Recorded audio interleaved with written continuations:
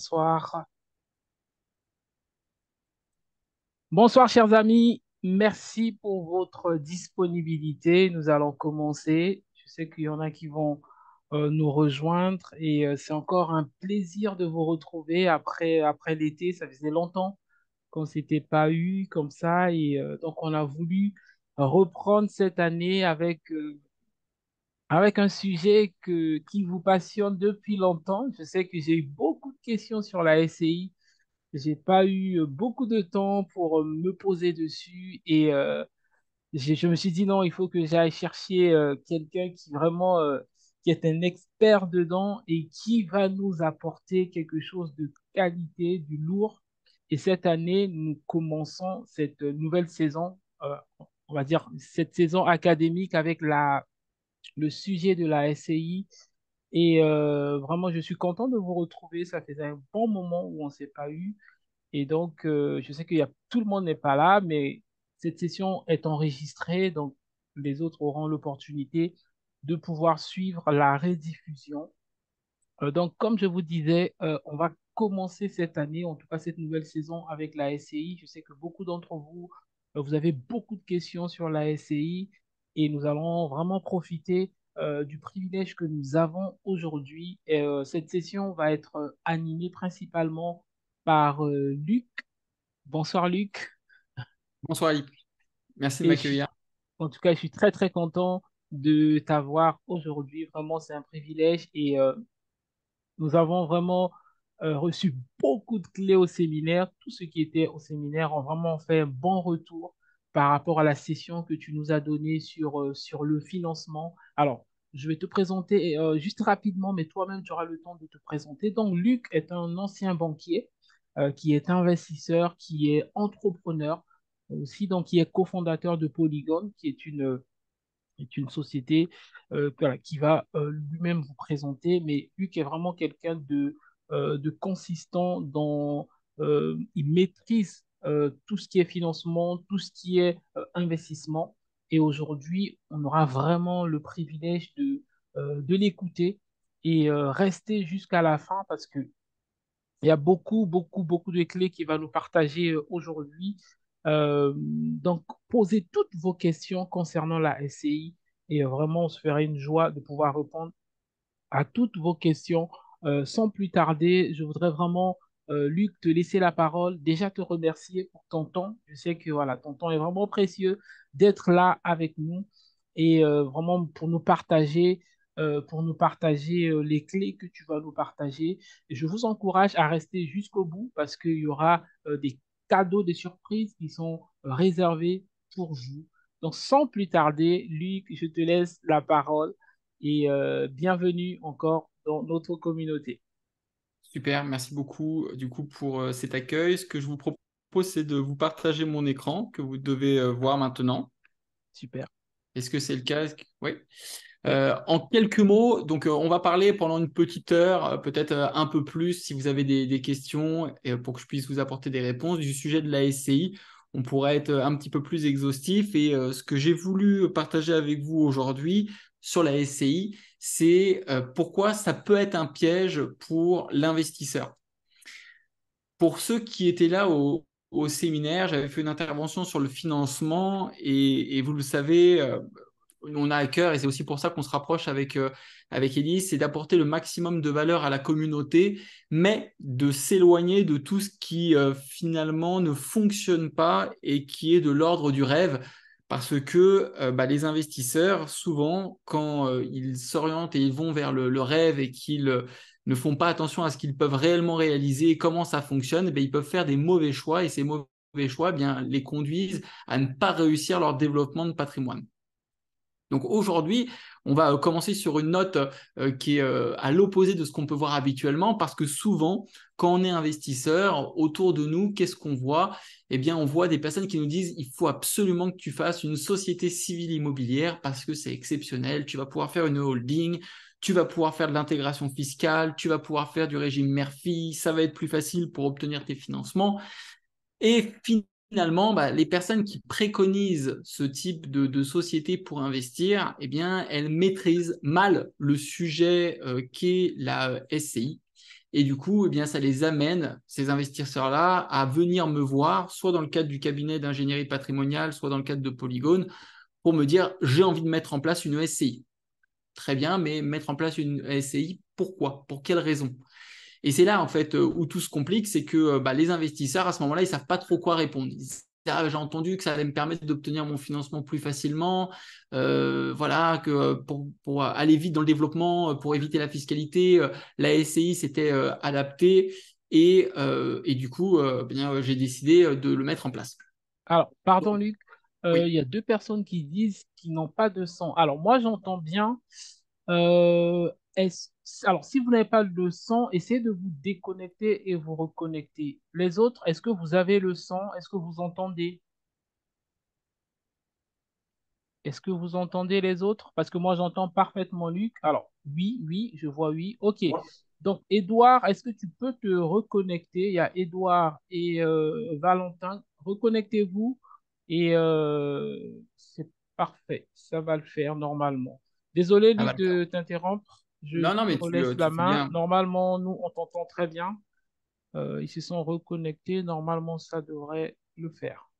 Pendant qu'il se reconnecte, du coup, je poursuis juste sur l'introduction. Donc, l'idée, c'est que pendant l'heure qu'on va passer ensemble, on va définir à la fois dans quelles circonstances avoir la réflexion d'utiliser une société civile immobilière, c'est intéressant, et dans quelle situation mettre en place une société civile immobilière, eh bien, ce n'est pas intéressant avec les zones de vigilance auxquelles il faut faire attention. Parce que, évidemment, comme tout, hein, de l'extérieur, ça paraît simple, mais quand on commence à s'y intéresser, eh bien, c'est très complexe. Pourquoi? Parce que la société civile immobilière, c'est un outil qui est tellement puissant, qui nous permet de faire tellement de choses, qu'il y a un champ des possibles qui est immense. Mais dans ce champ des possibles-là, si on ne cloisonne pas, si on n'organise pas, si on ne définit pas exactement ce que nous souhaitons, eh bien, la finalité, c'est qu'on oublie de fermer des angles qui peuvent être dangereux dans le cadre du développement de son patrimoine. Je vous donnerai des exemples tout à l'heure. Et du coup, ça nous met en danger. Alors que initialement, la société était mise en place pour nous aider à développer notre patrimoine. Ce que je vous propose au long de cette conférence-là, tout au long de ce partage-là, c'est que vous puissiez noter des questions, soit sur une feuille que vous me partagerez à la fin, soit dans la zone commentaire pour que Ellie les récupère. Et puis au fur et à mesure, eh bien, on y répondra plutôt à la fin. Mais l'idée surtout, c'est que ne vous limitez pas dans les questions que vous pourriez vous poser. Il n'y a pas de questions bêtes ou de questions de débutants ou des questions d'experts. L'idée, c'est que vous puissiez repartir aujourd'hui avec des connaissances en plus ou du savoir en plus que vous pourriez vous appliquer à votre situation. Donc, je vais commencer maintenant.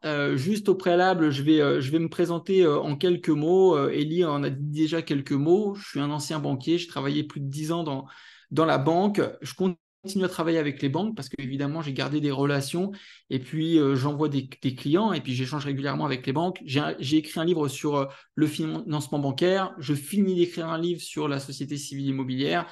J'ai différentes sociétés, dont Polygone Formation, mais j'ai surtout un cabinet d'ingénierie patrimoniale qui est une activité qui est réglementée et qui me permet d'accompagner des personnes à la mise en place d'une DSCI, mais pas que, hein, sur la mise en place de sociétés.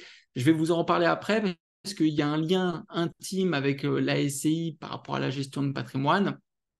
Et de manière générale, j'accompagne des personnes à sécuriser, à développer, à optimiser et à transmettre leur patrimoine sur 5 thématiques qu'on va voir aujourd'hui, qui sont le patrimonial, le matrimonial, l'économique, le juridique et la transmission.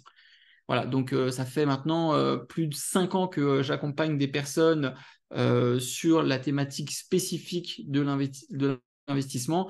Et ça fait plus de 5000 personnes, 5200 et quelques exactement, que j'ai accompagné aujourd'hui avec Julien Loboda, qui est mon associé sur Polygone Formation. Alors, je vais commencer par une histoire parce que je trouve que cette histoire-là, elle est marquante de ce que je vous exprimais au préalable sur la SCI. Cette histoire-là, c'est l'histoire de Cédric. Hein. Cédric, c'est une vraie personne que j'ai rencontrée, qui a investi à Besançon. Et quand il est venu me solliciter, il avait déjà mis en place 2 SCI et ces SCI, donc les sociétés civiles immobilières, eh bien, il les avait mis en place à l'imposition sur le revenu pour acheter 3 immeubles. Très bien.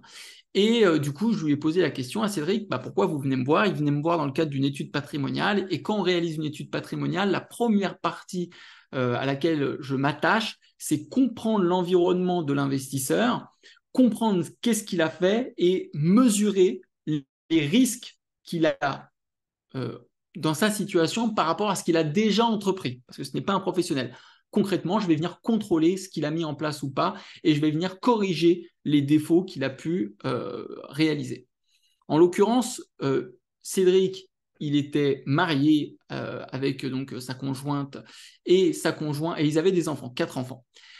Il n'avait jamais investi, il n'avait pas du tout fait de prêt croisé, donc il n'avait pas caché à sa banque, c'était la même banque, c'était la caisse d'épargne, et il avait acheté 3 immeubles au travers 2 SCI qui étaient à l'imposition sur le revenu. Donc, les sociétés civiles immobilières en transparence fiscale, ça veut dire qu'il percevait les revenus directement. Quand j'ai commencé à observer sa situation par rapport au choix qu'il avait décidé de mettre en place, eh bien, il s'est révélé une problématique, c'est que Cédric, l'année d'après, donc après la mise en place qu'il avait faite, quand j'ai simulé son impôt, il allait passer de 0 euros d'imposition à plus de 40 000 euros d'impôt. Donc vous imaginez bien qu'il y avait une problématique parce que pour le moment, vu qu'il remboursait ses prêts, ça veut dire qu'il n'allait pas avoir la trésorerie pour payer ses impôts. Et donc, évidemment, j'ai été un petit peu plus loin et je lui dis, là, il y a eu une erreur sur l'option fiscale. Il faudrait qu'on voit pour changer l'option, la passer, donc la société de l'imposition sur le revenu à l'imposition sur les sociétés.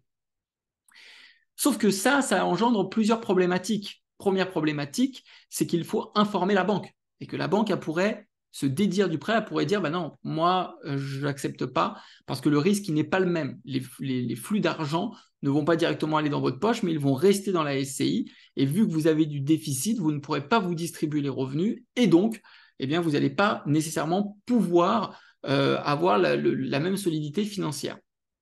Deuxième problématique, Cédric, il était en conflit avec sa conjointe, ils étaient en phase de séparation parce qu'elle ne voulait pas investir dans l'immobilier, ça lui prenait trop de temps à Cédric, et donc il était en conflit avec madame. Ce qui fait que madame, pour l'embêter, n'a pas voulu faire le changement d'option fiscale. Et Cédric, il n'avait pas le choix, pourquoi? Parce que dans la rédaction des statuts, eh bien, ils étaient à 50-50. Donc on avait une situation où le foyer allait passer de 0 euros à 40 000 euros d'impôts, où Cédric ne pouvait même pas changer l'option fiscale parce que dans la rédaction de ses statuts, eh bien, il n'avait pas prévu que s'il n'était pas en accord avec son associé, en l'occurrence sa conjointe, il allait être bloqué et donc Cédric, il allait se retrouver en fin de possibilité d'investir dans l'immobilier. Et tout ça pour une erreur simple, c'est qu'il avait pris des statuts sur Internet sans se poser la question de tout ce qu'une société civile immobilière engendrait comme réflexion. Et si je n'étais pas intervenu, eh bien, pour Cédric, c'était fin de chantier. Il n'aurait pu plus investir puisqu'il aurait eu 40 000 euros d'impôts, donc il aurait été forcé de revendre les biens potentiellement à perte avec les frais de notaire qu'il avait déjà avancés et les autres frais. Et puis, ça aurait été la dégringolade. Heureusement, à force de pédagogie avec sa conjointe, en faisant preuve de médiation, en expliquant les conséquences, en faisant une modification dans le cadre des statuts, on a pu corriger la situation, mais vous comprenez bien qu'il est passé à un cheveu de compromettre complètement son développement de patrimoine. Donc ça, c'était une histoire qu'on pourrait penser exceptionnelle, mais je peux vous assurer que la plupart du temps, quand je rencontre des personnes dans le cadre du cabinet d'ingénierie patrimoniale Priveos, des personnes qui ont déjà mis en place des SCI, la plupart du temps, il y a des erreurs. Il y a des erreurs dans l'objet social. Qu'est-ce que la SCI va réaliser comme activité, avec un risque d'être requalifié à un régime fiscal qui ne correspond pas à la volonté des associés? Qu'est-ce qui se passe dans le cadre d'un décès? Qu'est-ce qui se passe dans le cadre d'une séparation? Comment optimiser les différents investissements? Et systématiquement, je vois des risques pour le patrimoine, alors que ces personnes-là, ces investisseurs, si elles s'étaient fait accompagner par des professionnels ou si elles s'étaient formées, elles auraient évité ce risque-là avec une société civile immobilière. Maintenant que je vous ai partagé l'histoire de Cédric, je vous propose de revenir à la genèse finalement de la conférence. C'est une société civile immobilière. Qu'est-ce que c'est finalement? C'est une société qui a un caractère civil et qui vient réunir deux personnes à minimum physique ou à minimum deux personnes morales. Donc, on peut être associé avec une société, par exemple, dans le cadre d'une SCI. Donc, par exemple, moi, je serais une personne physique, je serais le premier associé et je pourrais être associé avec Ellie. Ça veut dire qu'on créerait une société ensemble qui est la SCI. Très bien, deux personnes physiques. Et puis, on pourrait tout à fait, Luc Tillier, m'associer avec une de mes sociétés, par exemple Polygone Formation, pour créer une SCI. Donc là, on aurait une personne physique et une personne morale. Donc, la SCI, finalement, c'est une société qui vient réunir un minimum deux associés en vue d'investir dans l'immobilier.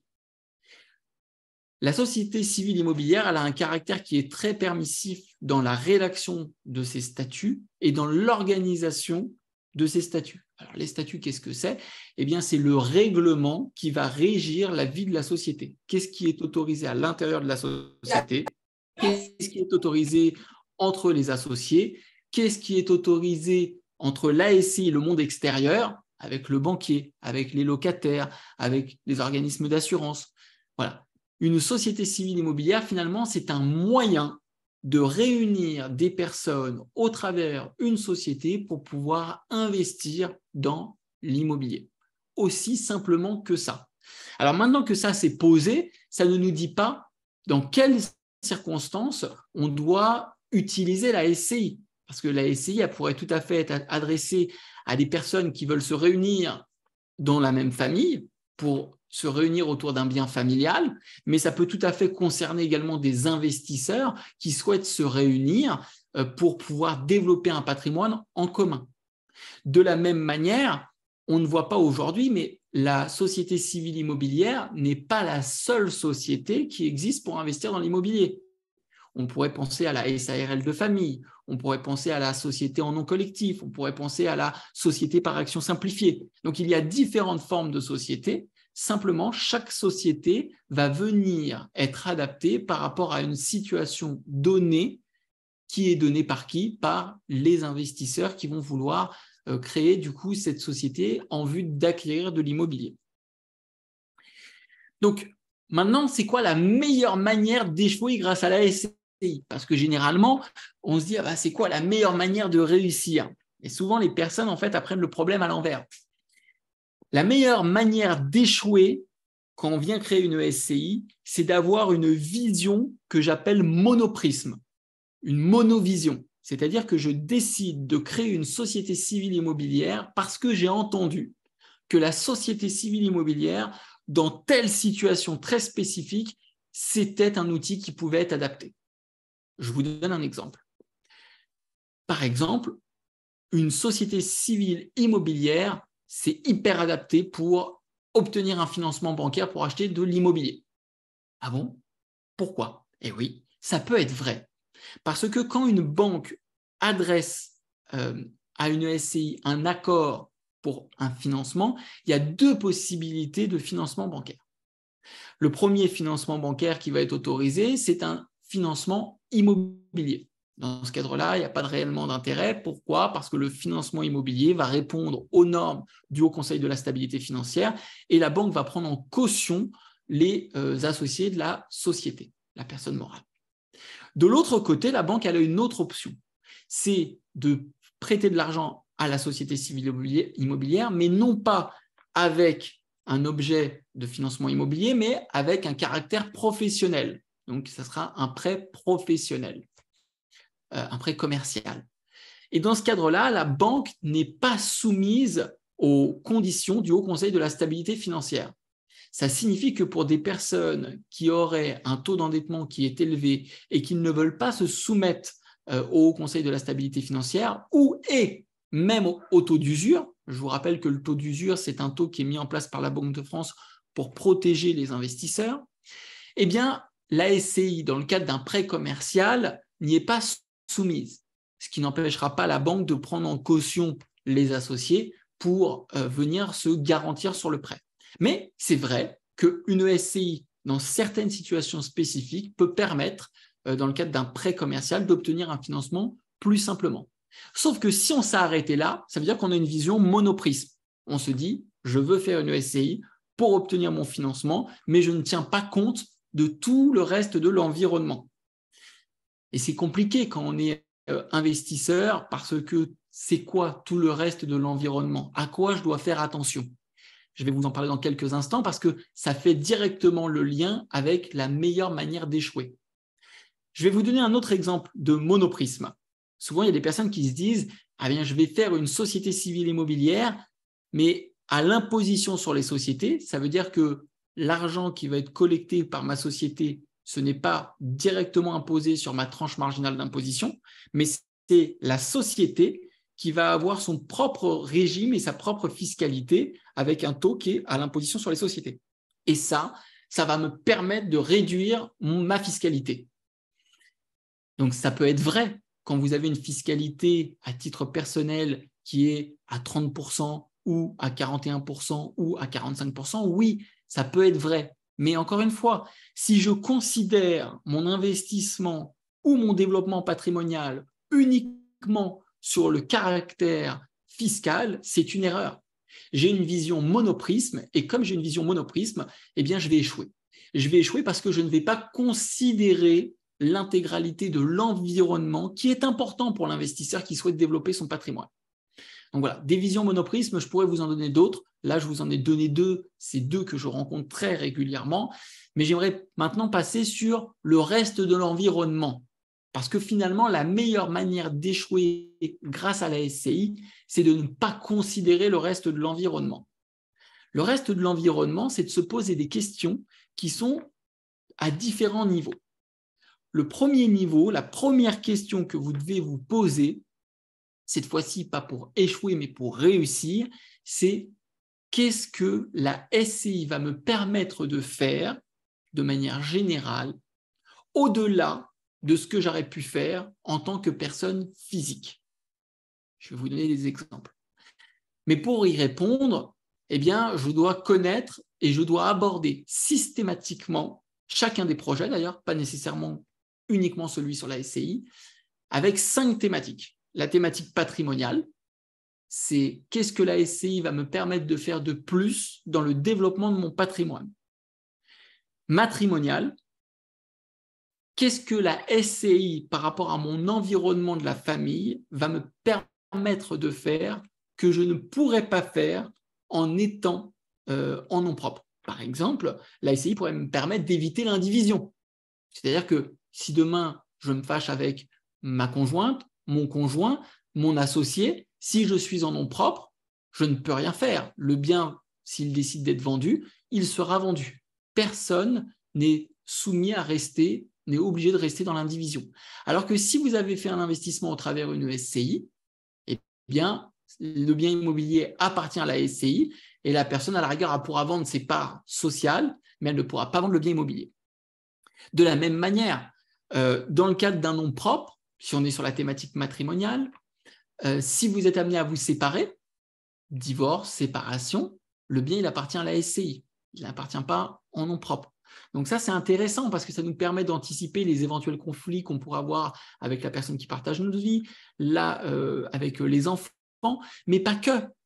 Dans le cadre de la succession, par exemple, si vous êtes en nom propre, eh bien la SCI, si vous êtes en nom propre, le bien immobilier va rentrer dans la succession et vous allez peut-être vous retrouver en indivision avec des enfants. Si vous n'avez pas des enfants, peut-être avec votre belle famille. Alors que dans le cadre de la SCI, vous pourrez tout à fait organiser les statuts avec des clauses spécifiques, clauses d'agrément, clauses de préemption, pour empêcher les personnes de venir rentrer dans la SCI. Vous voyez ? Donc ça, c'est intéressant. Donc c'est fort de se poser la question matrimoniale, la thématique matrimoniale. Ensuite, la thématique économique. Ça peut être intéressant de se poser, est-ce que j'ai besoin de revenus complémentaires issus de l'investissement immobilier que je vais faire immédiatement, oui ou non? est-ce que j'aurai les mêmes revenus et les mêmes possibilités en fonction de l'exploitation que je vais réaliser? Par exemple, si je veux faire de la location meublée, en SCI Alière, c'est compliqué, on a une marge de 10%, alors qu'en nom propre, je pourrais tout à fait le réaliser en tant que loueur meublé non professionnel ou en tant que loueur meublé professionnel. En SCI à l'IS, pas de problème. Je pourrais tout à fait faire de la location nue, de la location meublée, de la courte durée, de la colocation, pas de problème. Je peux faire tous les modes d'exploitation. Mais, vous vous rappelez, la thématique économique, c'est les flux. Donc les flux, c'est l'argent qui rentre et l'argent qui sort. En SCI à l'IS, pour me sortir des flux, la plupart du temps, ça sera au travers de dividendes. Et si j'ai un résultat comptable qui est déficitaire, je ne pourrai pas me servir de dividendes. Donc, ça, ce sont des réflexions dont je vais avoir besoin de me nourrir pour savoir quelle est si la SCI, c'est l'option la plus adaptée, et après, quelle est l'option fiscale, le régime fiscal le plus adapté. Et vous voyez que déjà, juste sur les 3 premières thématiques, on peut déjà commettre quelques erreurs. Donc, on a déjà vu patrimonial, matrimonial. Maintenant, on vient de voir économique, il nous en reste 2. La thématique juridique, comment je rédige mes statuts? Pourquoi je vais retenir le régime, le statut juridique de la SCI? Pourquoi ce n'est pas une autre société? C'est important de comprendre la thématique juridique, incluant la partie fiscale, parce que la fiscalité, ça fait partie du juridique, pour, d'une part, optimiser mes revenus, mais surtout me mettre en sécurité. Qu'est-ce qui se passe si je suis en conflit avec un de mes associés? Qu'est-ce qui se passe si un de mes associés décide de ne plus participer, mais juste d'être négatif dans la société et que ça m'empêche d'investir? Qu'est-ce qui se passe si dans l'objet, donc l'objet de la société, c'est ce qui définit ce que la société va pouvoir faire pour vivre. Donc par exemple, si je mets que je peux acheter des biens immobiliers, je peux les louer, ça c'est OK, mais si par contre je commence à dire je peux acheter et vendre des biens immobiliers, vous vous rappelez que la société civile immobilière, elle a un caractère civil. Si dans l'objet, je renseigne un caractère commercial, par exemple l'achat-revente, c'est un caractère commercial, eh bien le législateur pourrait tout à fait requalifier ma SCI avec un régime fiscal à l'imposition sur les sociétés. Et ce n'est pas ce qu'on veut. Vous voyez comme quoi la SCI, sur la partie juridique, il y a quand même beaucoup de vigilance à avoir. Et puis enfin, il y a la dernière thématique qui est la transmission. Transmission de mon vivant grâce à la donation et transmission au moment de mon décès grâce à la succession. Et ça aussi, c'est intéressant parce que ça peut nous permettre, la SCI peut nous permettre plus de largesse et dans un confort différent qu'en nom propre. Par exemple, je peux faire du démembrement des parts sociales. Je peux faire rentrer progressivement mes enfants en leur cédant des parts au fur et à mesure. Je peux, par exemple, si j'ai un bien immobilier, vendre ce bien immobilier à une SCI que j'aurais créée avec mes enfants. Et cette SCI-là, quand elle va donc contracter un crédit pour acheter la maison, moi, je vais vendre ma maison à la SCI, donc je vais me retrouver avec du cash d'un côté. Peut-être que j'aurais payé une plus-value dessus ou pas. Peut-être que ce sera ma résidence principale et que je n'aurais pas payé de plus-value. Mais la SCI va se retrouver avec un actif qui est le bien immobilier que je viens de lui vendre, un passif qui est le crédit qu'elle vient de souscrire. Donc, il y aura une valeur des parts sociales qui sera de 0 et je pourrai transmettre les parts sociales à mes enfants pour une valeur de 0. Alors que j'aurai une assurance qui viendra me couvrir dans le cadre du prêt et moi, de l'autre côté, j'aurai récupéré du cash. Donc, vous voyez, on peut faire des choses qui sont intéressantes dans le cadre de la transmission du patrimoine. Donc, la meilleure manière d'échouer grâce à la SCI, c'est d'avoir un monoprisme, une monovision, sans considérer l'entièreté de l'environnement. Et l'entièreté de l'environnement à considérer, donc pour le coup, la meilleure manière de réussir, c'est de tenir compte de la thématique patrimoniale, matrimoniale, économique, juridique et de transmission, avec une question qui doit vous animer systématiquement: qu'est-ce que la société civile immobilière me permet de faire qu'un investissement en nom propre ne me permettrait pas de faire? Voilà. Et si vous n'arrivez pas à trouver les réponses, alors ça signifie que ça peut être une bonne idée d'acheter un livre, ça peut être une bonne idée de souscrire à un accompagnement, ou ça peut être une bonne idée de solliciter un professionnel, comme dans le cadre d'un cabinet d'ingénierie patrimoniale. Voilà. Je vais passer sur cette slide-là qui est déjà riche. Si vous avez des questions, gardez-les pour la fin, notez-les au fur et à mesure. Il y a Élie qui va les reprendre.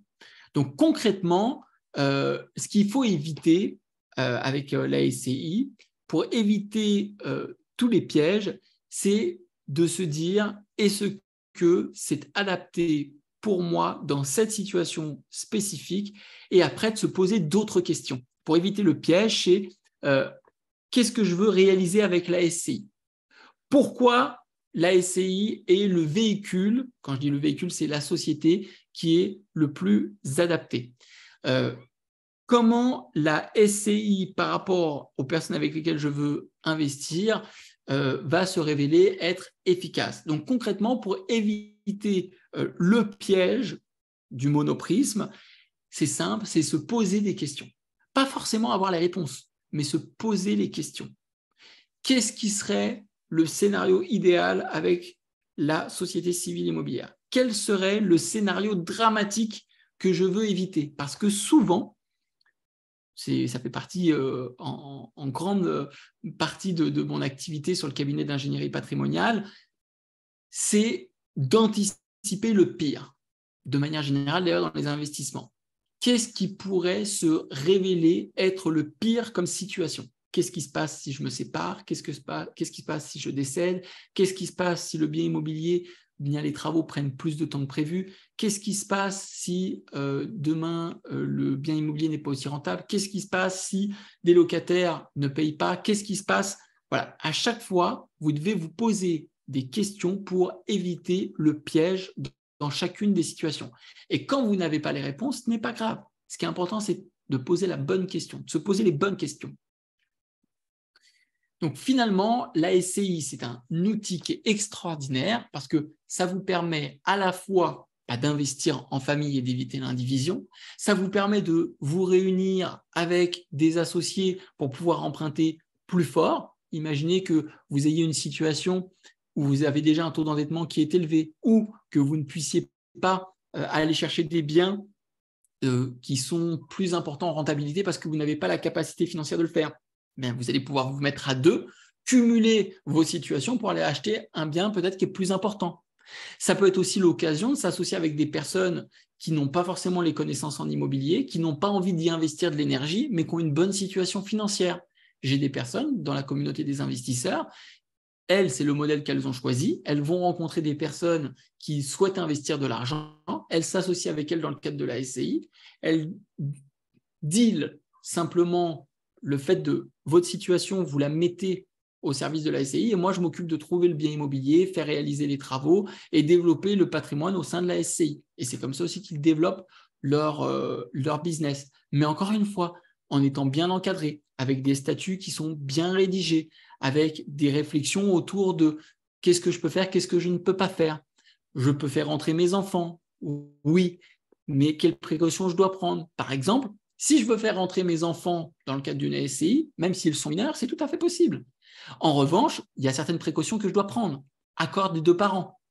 Ensuite, je dois mettre une mention spécifique dans le cadre des statuts pour exonérer les enfants d'une quelconque responsabilité en dehors de leur apport en capital. Pourquoi? Parce que quand vous allez aller solliciter la banque pour un financement, la banque, si vous n'avez pas pensé à mettre cette clause-là dans les statuts, il y a de fortes chances qu'elle refuse le financement. Donc finalement, la SCI, c'est un outil qui est extrêmement pertinent, extrêmement puissant, qui peut permettre beaucoup de choses, mais pas n'importe comment. Pas n'importe comment. Oui, ça peut nous permettre de réduire notre impôt, c'est vrai. Oui, ça peut nous permettre d'obtenir plus facilement notre financement. Oui, c'est vrai, ça peut nous permettre d'éviter l'indivision. Oui, c'est vrai que ça peut nous permettre de développer notre patrimoine plus rapidement parce que, on évite les frottements fiscaux. Oui, c'est vrai, on peut créer un groupement de sociétés dans le temps.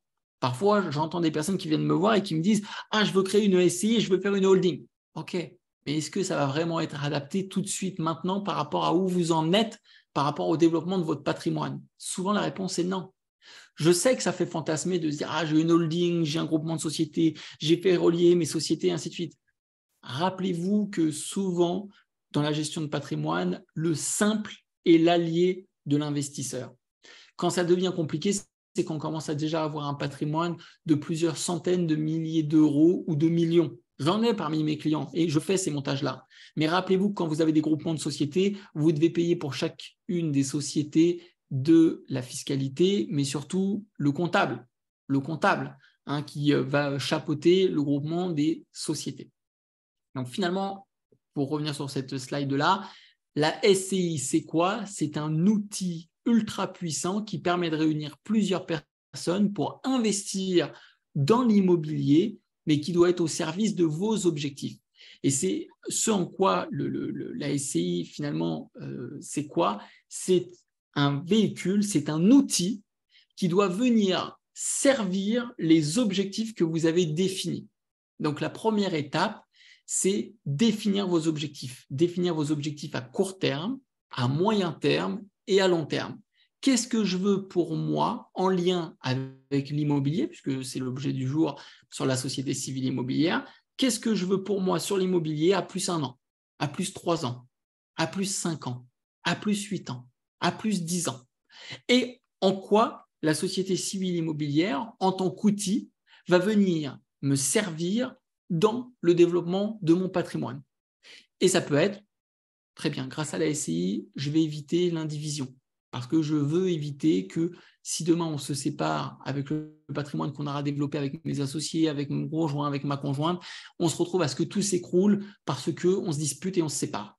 C'est mieux d'organiser au travers une société quand on a la tête froide, les émotions qui ne font pas les montagnes russes et qu'on définit ensemble, bon, si un jour ça se passe mal, qu'est-ce qu'on met comme règle pour que dans la société, finalement, eh bien, le patrimoine ne soit pas perdu? Si on a des enfants, qu'est-ce qu'on met dans nos statuts pour pouvoir les intégrer maintenant ou plus tard? Qu'est-ce que vis-à-vis de la banque, on met en place pour obtenir un financement plus simplement?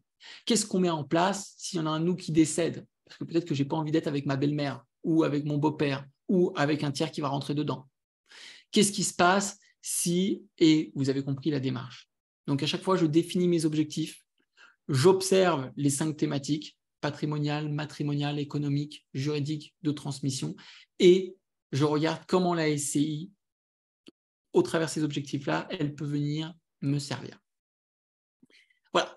J'ai terminé du coup sur cette présentation rapide qu'est la SCI. Peut-être que vous avez des questions et je vais pouvoir vous apporter des précisions sur la SCI. Peut-être que vous pouvez nous partager avec Élie des situations ou des questions que vous avez déjà rencontrées avec la SCI, des choses qui vous animent, que vous aimeriez vérifier, que vous aimeriez, sur lesquelles je pourrais répondre. Et pendant que vous posez vos questions, ce que je vous propose, eh bien, c'est de vous montrer une offre exclusive qu'on a créée avec Élie pour vous, pour la rentrée. Vous allez voir que c'est une offre qui est canon parce que cette offre-là, elle n'a jamais été faite. Habituellement, dans Polygone Formation, on propose des accompagnements où toutes les formations sont réunies. Et là, pour l'occasion, en fait, on a détaché quelques formations qui vont vous permettre de nous rejoindre dans Polygone. Et vous allez voir à un prix qui est vraiment exceptionnel. Auparavant, quand on vendait les prix, enfin les formations à l'unité, ces formations-là, la formation SCI Pro, elle a commencé à être vendue à 2 000 €. Vous allez voir que le prix-là n'a strictement rien à voir. Élie va mettre peut-être dans le canal le lien et il vous le renverra par mail, mais je vous l'ai déjà affiché à l'écran, le lien que vous voyez ici. Donc vous pouvez faire une capture d'écran si vous voulez pour le retaper après, va vous permettre d'accéder à des offres d'accompagnement que je vais vous montrer. Je vais vous partager mon écran et je vais vous montrer, quand vous allez cliquer sur ce lien-là, les offres auxquelles vous allez pouvoir prétendre pour rejoindre différentes formations et avoir de l'accompagnement avec moi. Donc, quand je dis de l'accompagnement, c'est qu'on sera en visioconférence, en tête-à-tête, comme on le fait là, sauf que là, il y a plus de monde. Mais l'idée, c'est qu'on puisse aborder spécifiquement votre situation pour répondre et faire quelque chose qui est sur mesure pour vous. Donc là, sans plus attendre, je vais vous partager mon écran sur l'offre à laquelle vous allez arriver quand vous allez du coup quand vous allez cliquer sur ce lien-là. Est-ce que dans l'intervalle, Élie, il y a des choses que tu veux rajouter? Alors, en tout cas, merci pour cette première partie. Euh, donc, je vais juste rappeler que vous pouvez mettre vos questions dans la discussion et Luc va présenter l'offre, ensuite il va répondre à toutes vos questions. Il y a plein de questions que je vois. Donc, Ah, on le super. laisse On aime finir, ça. ensuite on va prendre des questions.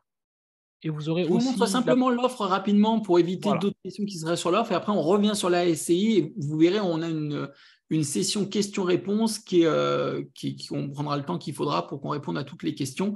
Je vous rappelle pour ceux qui restent jusqu'à la fin, donc ça sera à la fin des questions-réponses. Élie vous partagera également un cadeau, je vous en redirai quelques mots, mais pour l'instant, je vous présente l'offre. Quand vous allez cliquer sur le lien, vous allez arriver sur cette page-là avec une vidéo, vous pouvez descendre. On vous réexplique comment Polygone fonctionne, on me représente. Et vous pouvez voir déjà dans un premier temps 3 formations différentes, 3 formations qui normalement ne sont pas vendues individuellement. Je vous le répète, il y a la formation sur la SCI, il y a un programme de 11 modules de formation où on aborde tout. Je vais vous montrer après. Mais on parle de la personne qui ne connaît strictement rien aux sociétés, ni même à la société civile immobilière. On repart du B à bas. Qu'est-ce que c'est qu'un associé? Qu'est-ce que c'est qu'un capital social? Qu'est-ce que c'est qu'une SCI? Qu'est-ce qu'on peut faire? Et on monte crescendo jusqu'à un niveau où on va venir parler de holding, d'intégration fiscale, de régime Murphy. Dans cette formation-là, on voit tout. Comment on crée sa société? C'est quoi les démarches à accomplir? À quoi il faut faire attention? Quelle est la réglementation? Pendant la vie de la société, comment optimiser le fonctionnement de la gestion de ses biens? Qu'est-ce qui se passe quand on veut vendre un bien? Qu'est-ce qui se passe quand on veut louer un bien? Qu'est-ce qui se passe si un jour on veut fermer sa société? Voilà, donc plein de choses. Vous avez accès à un groupe privé, vous avez accès à un support, vous avez accès à l'application mobile. Polygone Formation a développé une application sur son téléphone, donc sur votre téléphone.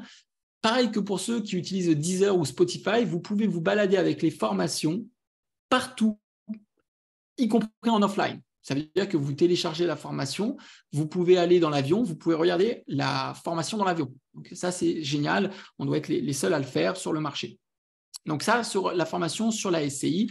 Et donc, vous voyez, c'est 499 €. Et dans ces 499 €, je vais vous le dire, normalement, ça, c'est juste l'heure de coaching. C'est juste l'heure d'accompagnement avec moi.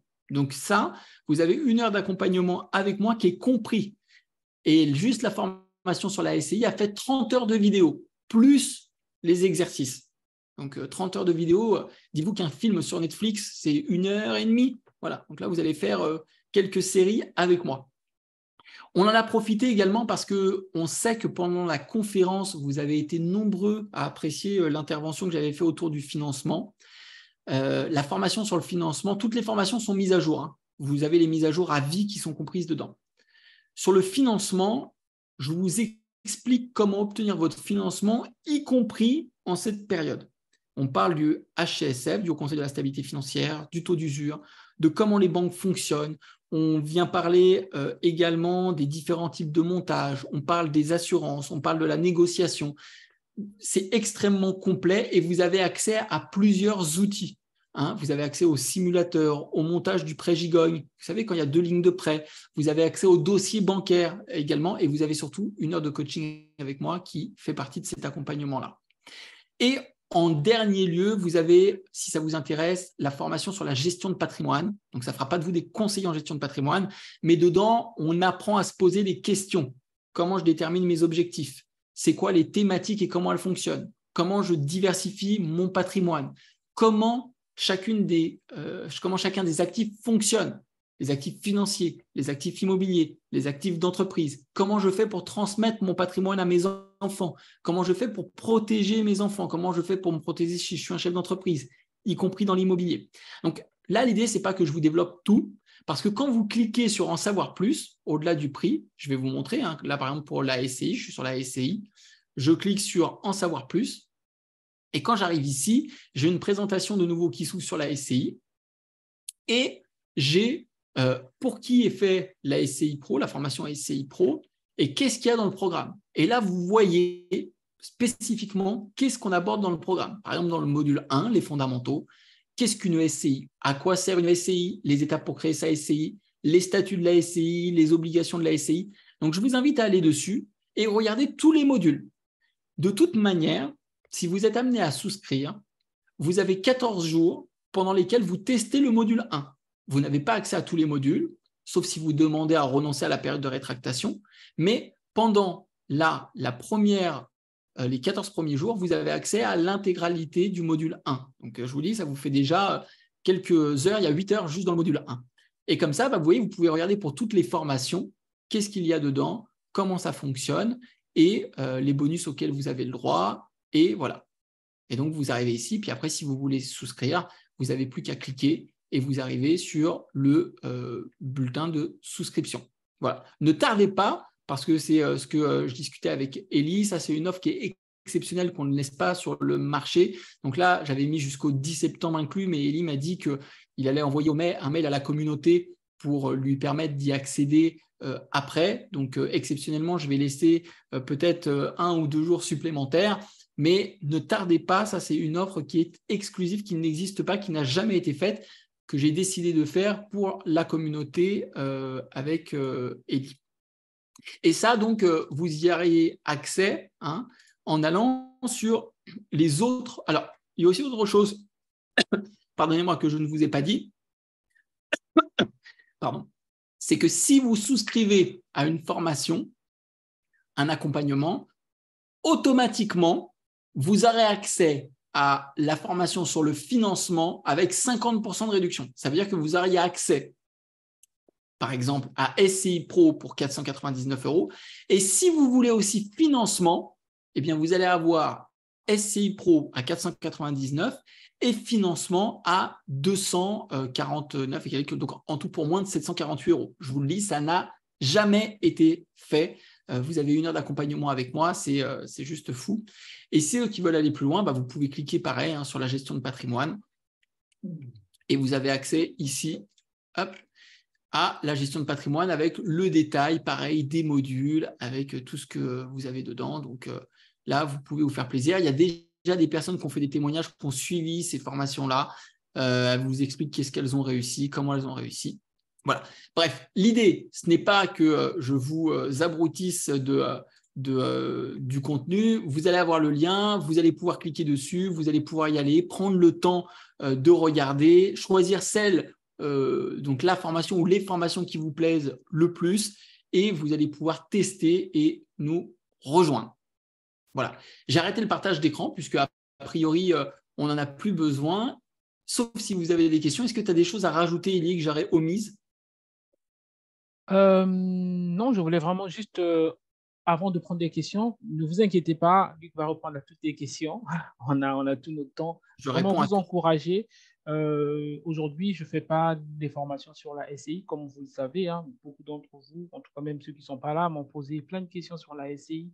Et vraiment, la formation, elle est complète. J'ai regardé et je vous encourage véritablement. Je sais que parmi vous, il y en a qui ont déjà investi et qui ne savent plus comment continuer. Il y en a qui n'ont pas du tout commencé. Ils se demandent, est-ce que je commence par la SCI ou est-ce que je commence en nom propre et je change après?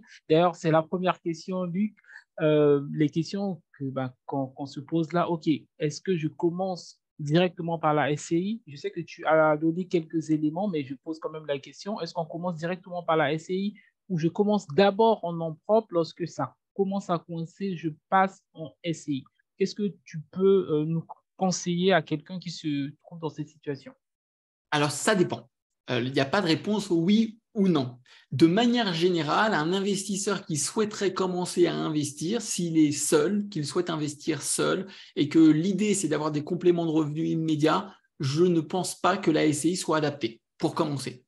Maintenant, si je décide, non pas pour des raisons de revenus complémentaires, mais plutôt pour de développement de patrimonial, avec des thématiques qui vont être de protéger ma famille, transmettre à ma famille, la SCI peut parfaitement être adaptée. Donc, toujours pareil, ça va dépendre de l'objectif de la personne ou des personnes et de l'environnement dans lequel elles évoluent. Donc, je vais donner 2 cas pour que ça soit clair. Si je suis célibataire, que je veux obtenir des compléments de revenus et que, par exemple, je veux faire de la location en faisant de l'exploitation en meublé, non, la SCI, je ne suis pas certain que ça soit adapté pour commencer. Ça pourrait être adapté par la suite si je veux éviter le régime du loueur meublé professionnel, si je veux faire une vente à moi-même en enregistrant une plus-value, oui, ça peut être adapté pour la suite. Mais je vais donner un contre-exemple. Je suis en couple où je veux m'associer avec une personne, ne pas le faire au travers d'une SCI, c'est dangereux parce qu'on risque de se retrouver en indivision. Imaginons, je m'associe pour investir dans l'immobilier en nom propre. Je m'associe avec Eli, par exemple. On commence à développer notre patrimoine et je décède. Il n'y a pas de société, on est en nom propre. Ça veut dire que Eli va se retrouver en indivision avec des personnes dont il n'a pas peut-être envie d'être en indivision, qui vont être mes héritiers, mes enfants, mes parents, mon épouse. Et donc, dans cette situation-là, la SCI peut parfaitement être adaptée. Donc voilà, ça c'est une des raisons. Pareil, si on est en nom propre et qu'on vient à rentrer en conflit ensemble, ça peut poser une difficulté parce qu'on sera en indivision et du coup, je peux peut-être forcer Eli à vendre le bien. Alors que si on est dans une société, je ne peux pas le forcer à vendre le bien. Je peux simplement vendre mes parts sociales, je peux lui proposer de racheter mes parts sociales de société.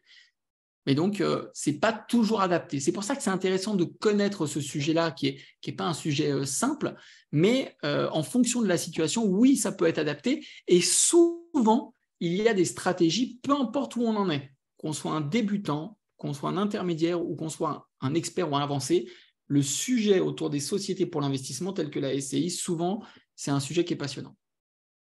Super. Donc, pour résumer, ça dépend de chaque personne, ça dépend du contexte global, pas juste parce que je vais payer mon impôt ou parce que je vais avoir le financement. C'est vraiment prendre en compte tous les points que tu as développés au début. Super. Merci pour la question. Donc, je vais regarder ici. Alors, il y a une autre question ici donc, de Sylviane qui dit euh, alors, donc, concernant les statuts de la SCI, elle demande, est-il préférable de passer par un avocat ou son expert comptable pour rédiger les statuts de sa SCI? La Alors, question de Sylviane. il y a plusieurs professionnels qui peuvent rédiger des statuts. Professionnels, soit dans le cadre de l'activité d'accompagnement en activité annexe, ou soit directement dans le cadre de leur activité principale. Notaire, expert comptable, avocat, cabinet d'ingénierie patrimoniale. Tous les professionnels peuvent rédiger ces statuts. Mais après, chaque professionnel a une compétence, une spécialisation qui est un peu plus spécifique. Par exemple, le notaire sera souvent plus habile dans le droit de la famille. L'avocat, en fonction de la spécialisation de l'avocat, si c'est un avocat fiscaliste, si c'est un avocat en droit des affaires, si c'est un avocat en droit de la famille, aura plus d'habilité sur la thématique qui le concerne. Un expert comptable aura plus d'habilité, par exemple, si vous avez une entreprise. Par expérience, et je vous le livre tel que, ce n'est pas parce que je veux prêcher pour ma paroisse, mais je vous le livre en toute transparence, les professionnels ont une bibliothèque avec des statuts qui sont préétablis et du coup qu'ils viennent simplement compléter avec votre situation. Je vous avoue que de manière générale, je ne suis pas fan. Nous, dans le cadre du cabinet d'ingénierie patrimoniale, on rédige les statuts pour nos clients et on ne prend pas une bibliothèque. C'est qu'à chaque fois, on fait du sur-mesure. Et ce n'est pas des statuts, je vous le dis, parce que souvent, quand mes clients veulent collaborer avec l'expert comptable dans le cadre de l'étude, je leur dis très bien, nous, on ne veut pas qu'il y ait de conflit d'intérêts, donc on les laisse. Mais souvent, on est en conflit avec le cabinet d'expertise comptable. Je vais vous donner un exemple pour illustrer, parce que ça arrivait encore une nouvelle fois la semaine dernière. La cliente, en l'occurrence, nous dit, est-ce que je peux confier la rédaction des statuts à mon cabinet d'expertise comptable? Oui, pas de problème. Je fais un mail, j'adresse un mail au cabinet d'expertise comptable avec les clauses spécifiques que je veux voir apparaître dans le cadre des statuts pour protéger la cliente dans une situation spécifique. Premier échec, cabinet d'expertise comptable, je ne lui demande pas de rédiger des statuts pour une société civile immobilière, mais pour une société civile de patrimoine. Il y a une subtilité par rapport à l'objet social. Déjà, elle confond la société civile patrimoniale, SCP, avec la société civile professionnelle. Déjà, pour moi, c'est une alerte. Elle me dit, je ne sais pas, je n'en ai jamais mis en place. Très bien, je lui explique, jusque-là, ça continue. Et puis, on continue à dire, non, mais moi, je ne veux pas rédiger les statuts comme ça, je préfère rédiger une convention de trésorerie à côté, parce qu'il y avait une association avec une société, et rédiger un pacte d'associés. Et je leur dis, mais attendez, je ne comprends pas. Je vous demande de rédiger des statuts. Ce sont des statuts qui sont solides, que j'ai l'habitude de rédiger. La cliente veut vous les confier, très bien, rédigez-les. Mais par contre, ce que vous êtes en train de me dire, c'est que là, vous allez faire 3 actes que vous allez facturer à la cliente, évidemment. Oui, je vais la facturer à la cliente. Donc, vous allez facturer convention de trésorerie. Vous allez rédiger un pacte d'associés et des statuts, alors que dans mes statuts, vous le faites payer une fois et dedans, il y a tout qui est compris. Et donc, ça c'est fini. Devinez quoi? Qui a rédigé les statuts? C'est le cabinet d'ingénierie patrimoniale.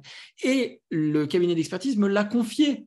C'est que ce que je leur demandais de rédiger, ils n'étaient pas capables de le faire parce que ça ne faisait pas partie de la bibliothèque juridique qu'ils avaient à disposition, le logiciel qu'ils payaient.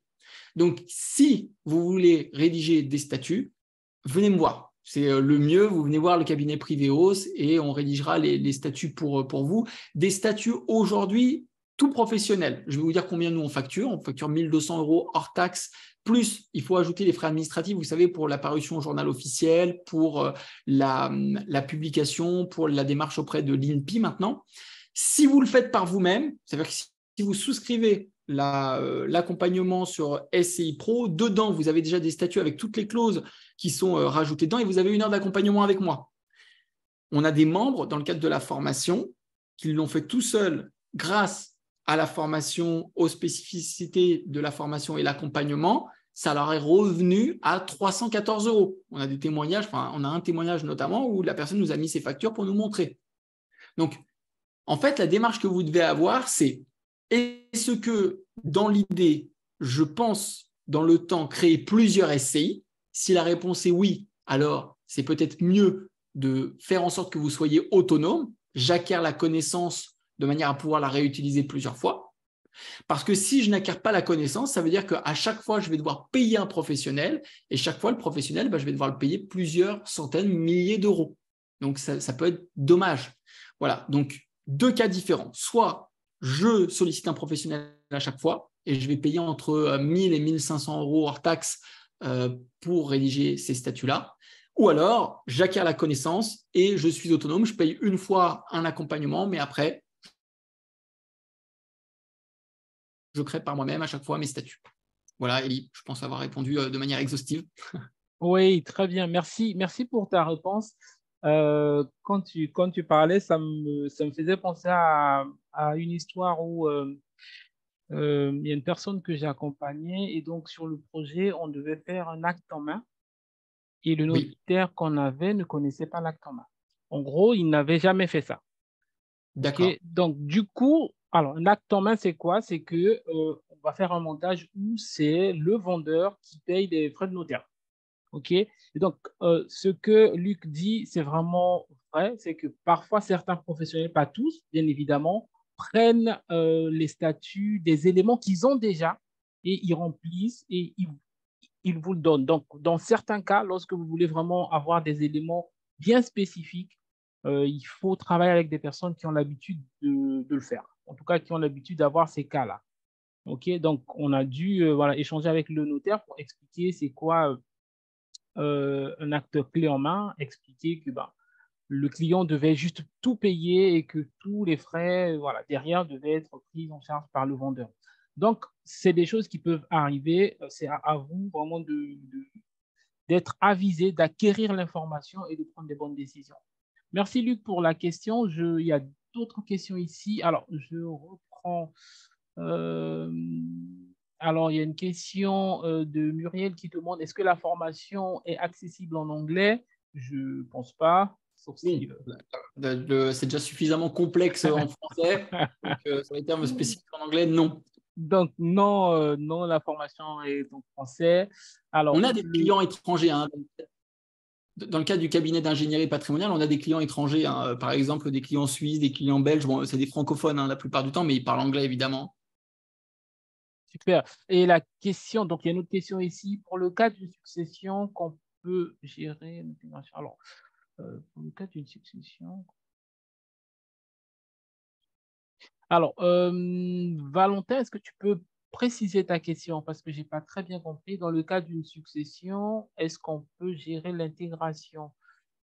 J'ai j'ai pas très bien compris ta question. N'hésite pas à repréciser ta question, s'il te plaît. On va prendre une autre question. Donc, le statut, c'est bon. Euh, donc, attends, je regarde les questions.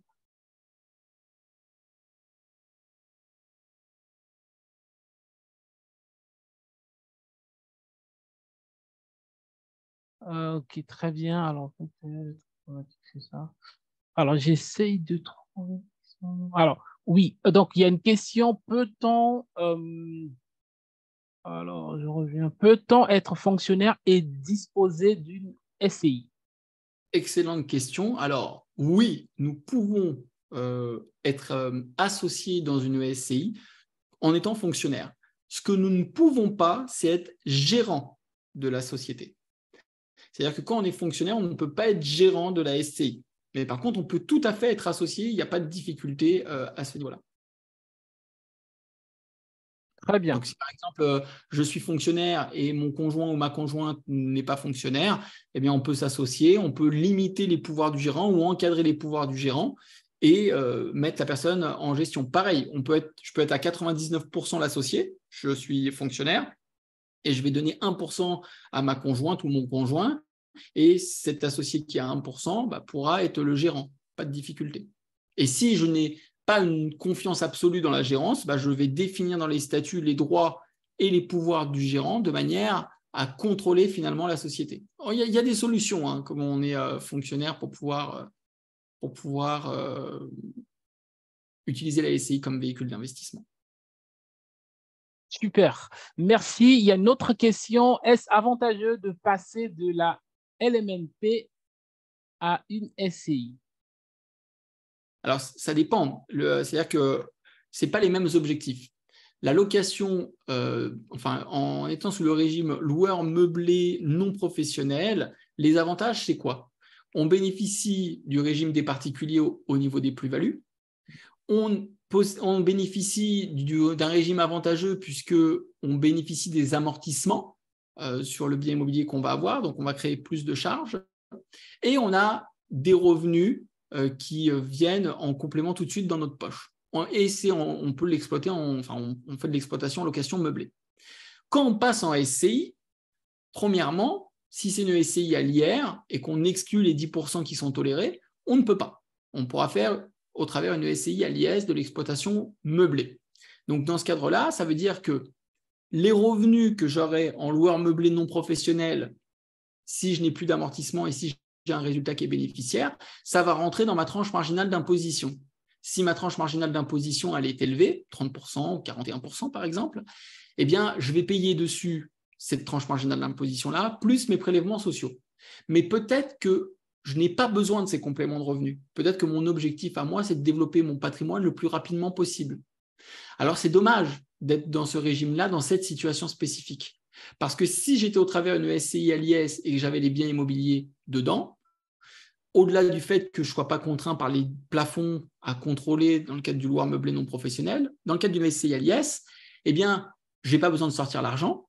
Généralement, je vais être sur un taux réduit d'imposition sur les sociétés qui va être à 15%. Puis après, je serai sur un taux d'imposition qui sera à 25%, une fois que j'aurai dépassé les 42 500 euros. Et du coup, ça me coûtera moins d'argent. Par contre, si je commence à avoir des revenus qui sont importants et qu'à chaque fois, je paye l'imposition sur les sociétés et je me distribue des dividendes, si j'ai une fiscalité qui est inférieure à 30%, ce n'est pas intéressant. Donc, encore une fois, je sais que ce n'est pas sexy et que ce n'est pas blanc ou noir, mais ça va dépendre de la situation. Je vais vous donner un autre exemple. Demain, je fais une exploitation depuis 10 ans en loueur meublé non professionnel. J'ai un bien immobilier, je l'ai acheté 100 000 euros, il vaut 200 000 euros, j'ai consommé tous les amortissements dessus, je commence à payer de la fiscalité et je pourrais enregistrer une plus-value de 100 000 euros. Très bien, pourquoi, s'il a une bonne rentabilité, pourquoi ne pas me faire une vente à moi-même en créant une SCI, en récupérant du cash et en continuant à exploiter le bien? Vous voyez?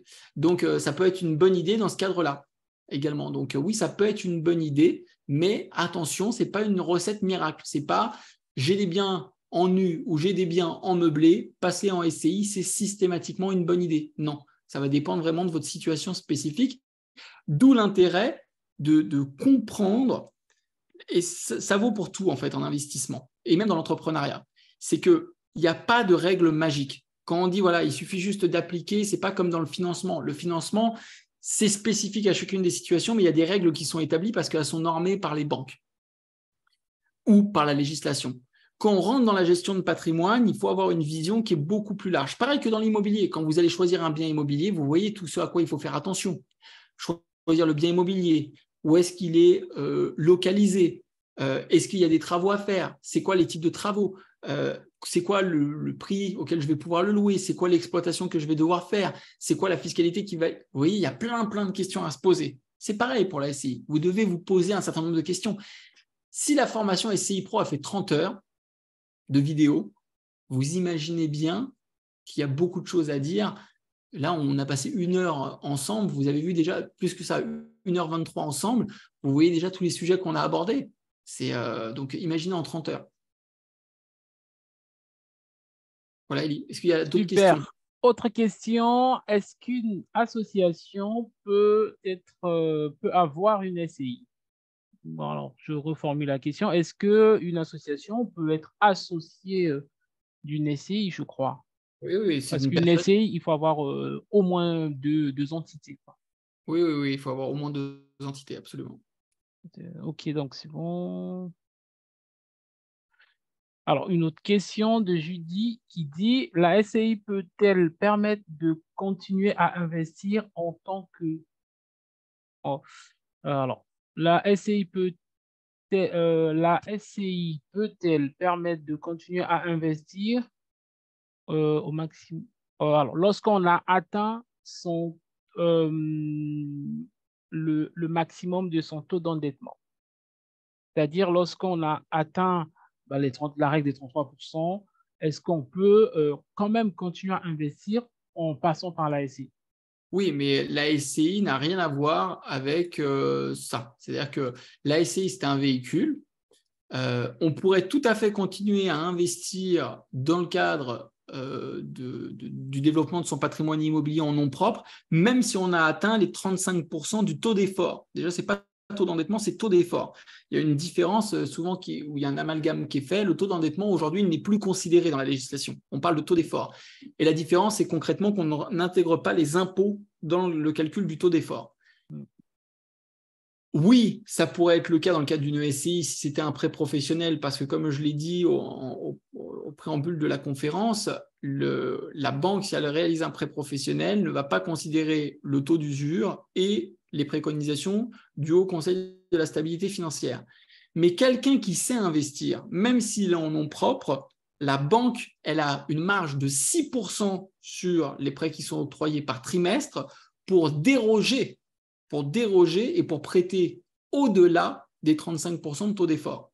Donc, ça veut dire que la banque va venir choisir les investisseurs avec lesquels elle souhaite travailler. Des investisseurs qui lui semblent être sérieux dans le projet, dans leur situation, dans la présentation du dossier, dans l'argumentation, dans l'expérience. Et vous imaginez bien qu'une banque, si elle décide de vous prêter en SCI, elle pourrait tout à fait décider de vous prêter en nom propre. Donc, souvent, la problématique n'est pas le véhicule. Souvent, la problématique, c'est la compétence et la solidité de l'investisseur à présenter et à comprendre le langage du banquier et d'harmoniser avec lui la communication.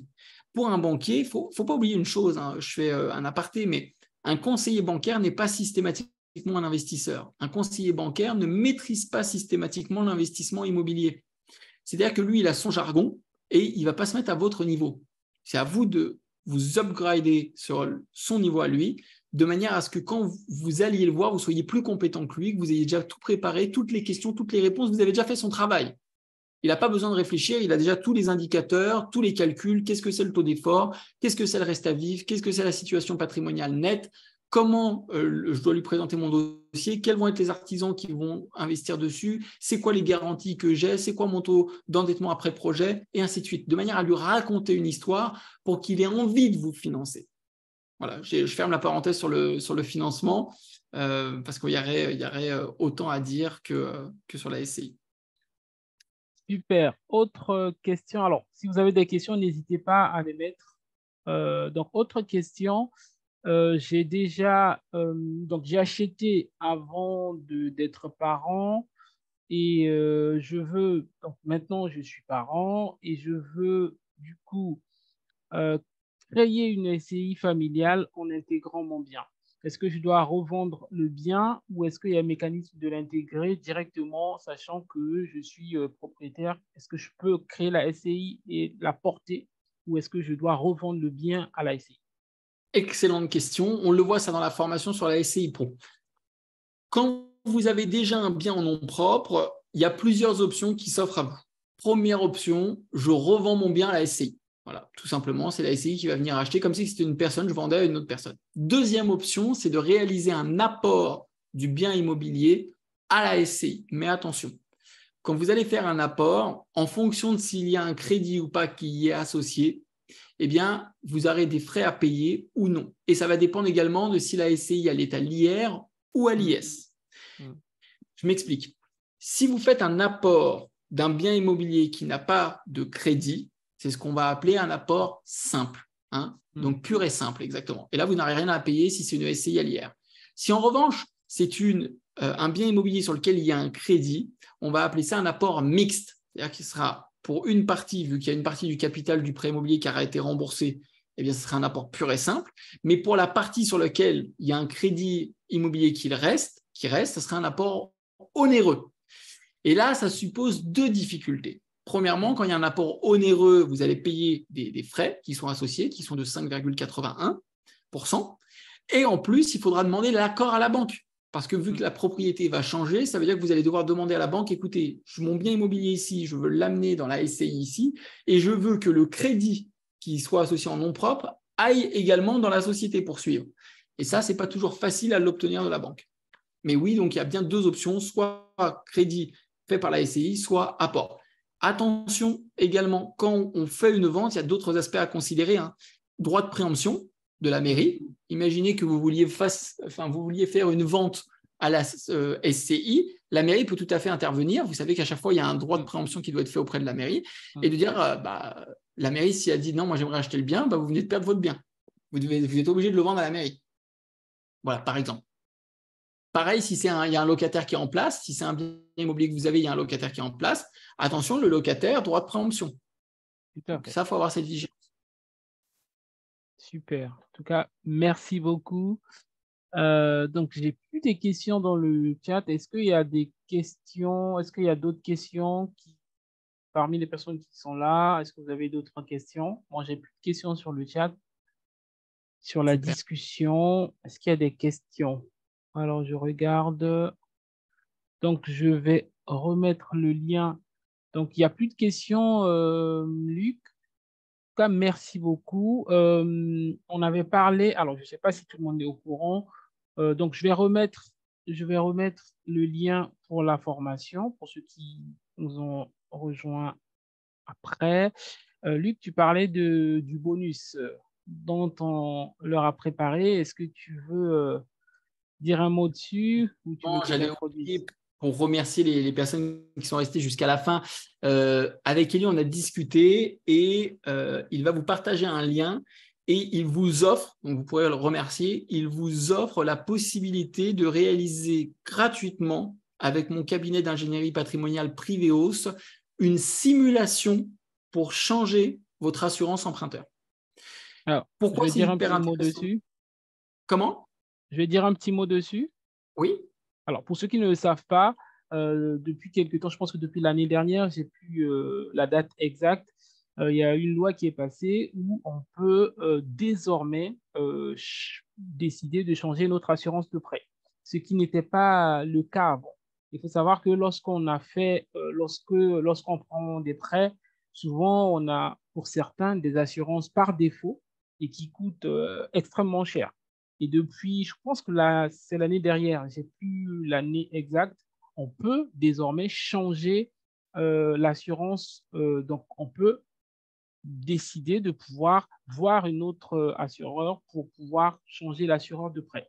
Et certaines personnes qui ont fait ça ont vu considérablement déjà leur crédit global qui paye baisser et aussi faire des économies. Donc, le lien que je viens juste d'envoyer vous permettra de remplir un petit questionnaire rapide pour pouvoir faire cette simulation, voilà, pour pouvoir faire acheter votre assurance et vraiment faire des économies sur ça.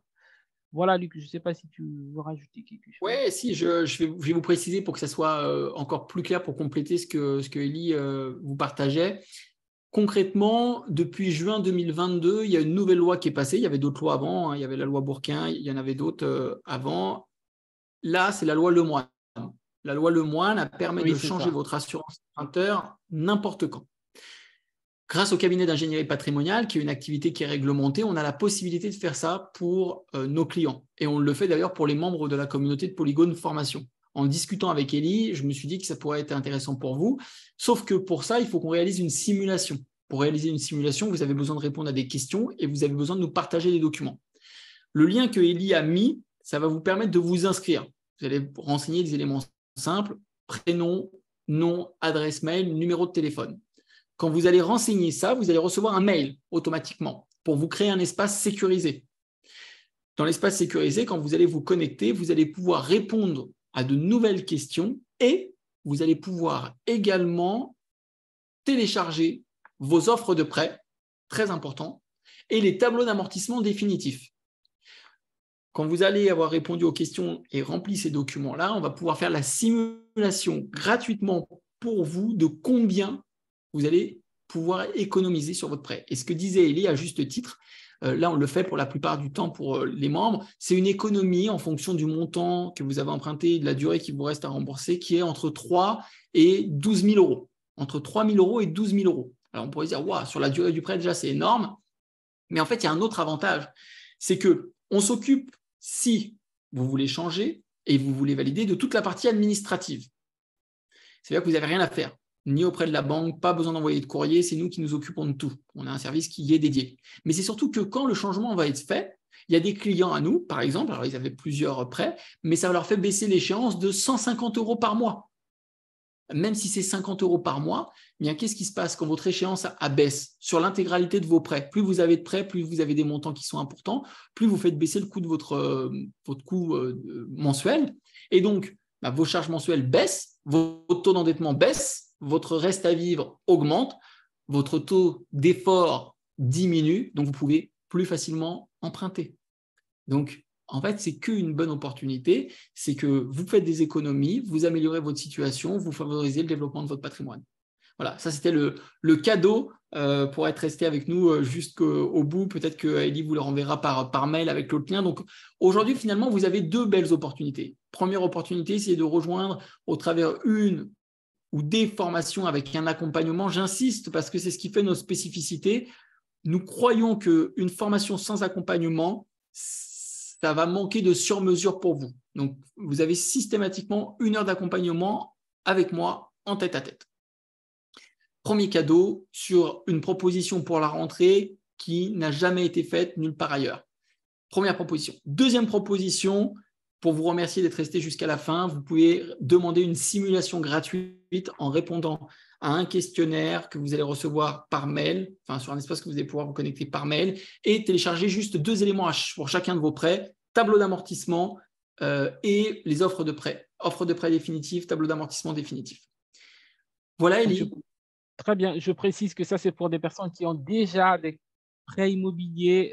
Oui, Ok, et oui, donc si vous voilà. n'avez pas de prêt immobilier, ce n'est pas adapté. Le cadeau, c'est que pour ceux qui ont des prêts immobiliers.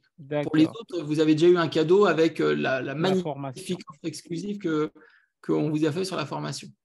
Et je vous le dis, Ellie a œuvré fort pour vous permettre d'avoir cette offre-là. Donc, vous pourrez le remercier. Voilà, il m'a dit, moi, je veux bien discuter avec ma communauté, mais il faut qu'on leur fasse quelque chose qui est exceptionnel. Voilà. Donc Très là, c'est bien. ce qu'on s'est attaché à faire. J'espère que ça vous plaira. Merci beaucoup, Luc. Vraiment, merci à tout le monde.